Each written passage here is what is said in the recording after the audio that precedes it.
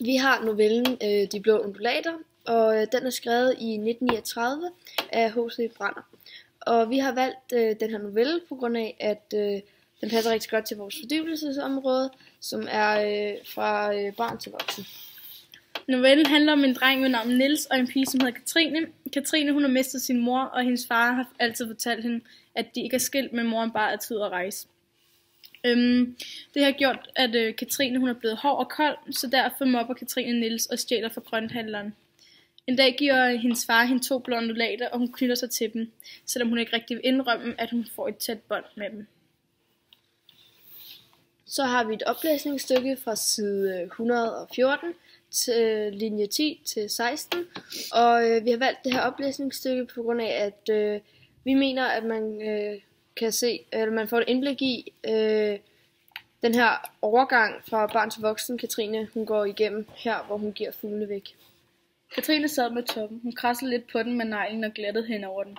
Du, sagde hun, skal vi bytte? Jeg får toppen, og så får du buret med fugle og det hele.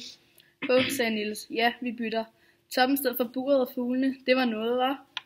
Han blev ved med at le af det. Det var så vanvittigt. Hvorfor sagde hun ikke noget? Hvorfor sad hun gravalvorlig med den top? Du må selv om det, sagde hun til sidst. Hvis du ikke vil, er der nok en anden, der vil. Men jeg vil helst have din top. Gå væk, sagde Niels. Er du rigtig klog, Katrine? Og så gik der en tid, hvor ingen af dem sagde noget. Niels stod og pillede ved buret med en krum finger. Selvfølgelig narrede hun bare. Men han vidste aldrig med hende. Hun var så tit så underlig. Til sidst spurgte han alligevel, om hun da mente det rigtigt. Ja, selvfølgelig, sagde Katrine. Du skal få dem, hvis du vil tage dem med nu med det samme. Ja. Og så har vi vores personkarakteristik. Katrine, hun er 9 år gammel. Hun løj, stjal og snod det, som det står på side 107, linje 13. Hun har et meget hvidt og koldt ansigt, og udover har hun lange, tynde ben. Katrine, hun er en meget kold person, som er ligeglad med, hvad folk gør og hvad der foregår omkring hende. Man kan se, at Katrine går fra barn til voksen, da hun giver undulaterne væk, men er voksen nok til at kunne indrømme over for sig selv, at de stadigvæk har en betydning. Så har vi også lavet den over Niels, og Niels er en meget usikker dreng. Det kan man for eksempel se på linje 15, side 113. Og man kan også se det på linje 18.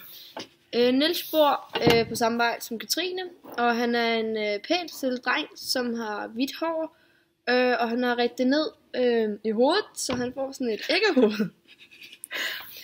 Og så har vi komposition, og vi har lavet berettemodellen over den her. Og anslaget, det er, hvor man får at vide, lige i starten står, hvor man får at vide, at Niels han er bange for Katrine. Præsentation, hvor man bliver præsenteret for Katrine, Niels og Katrines far. Og udover det, så får vi også at vide, at Katrine hun er ligeglad med alting, og hun er meget kold. Uddybning, det er, hvor man får at vide, at Katrine har det svært i skolen, og hun er alene sammen med sin far.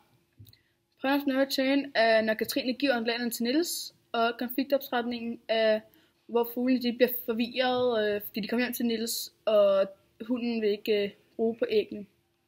Klimaks, Niels vil give fuglen tilbage til Katrine, men Katrine bliver bare sur og vil ikke have ham tilbage. Og udtoningen, der er der ikke, da den slutter op i klimaks. Så har vi også lavet den over aktantmodellen. Og giveren, det er Katrine, fordi hun giver undulaterne væk. Og så har vi objektet, det er så undulaterne, som er sådan hovedtingen. Modtageren, det er Niels, fordi han får undulaterne. Hjælperen, det er faren. Han vil gerne hjælpe hende her Katrine med at være bedre i skolen og sådan noget.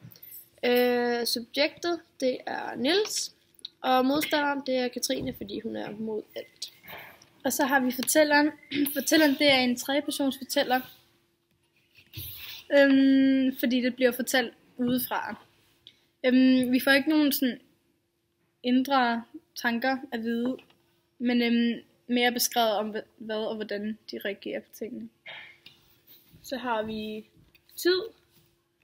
Novellen varer over et par dage, og den er meget nutid, og det kan man se på den måde de snakker på og skriver på. For eksempel så bruger de ikke de der gamle ord som herre og fru og på det og det. Så har vi også miljø. Det foregår på skolen, hjemme hos Katrine og Niels, og ude på vejen, hvor de bor.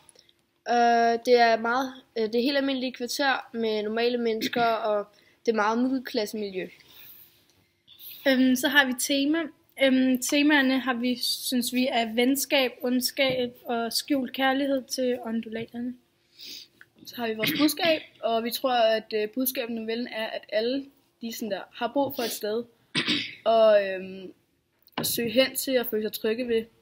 Og i novellen, der har Trine ikke sin mor, men der finder hun så trygheden i sine undulater. Så har vi symboler. De blå undulater symboliserer loyalitet, fordi at, de bliver hos hende og sidder på hendes finger og flyver ikke væk, når hun fjerner fingeren. Den blå farve, den symboliserer tillid. Appelsinerne er et symbol på ydmyghed. For eksempel da hun finder ud af, at undulaterne har en betydning for hende, og hun ikke vil indrømme det. Udover så symboliserer det dødelighed, og at hun føler sig bedre med andre end andre. Snorretoppen symboliserer, at det hele er lidt forvirrende og meget Rundtosset.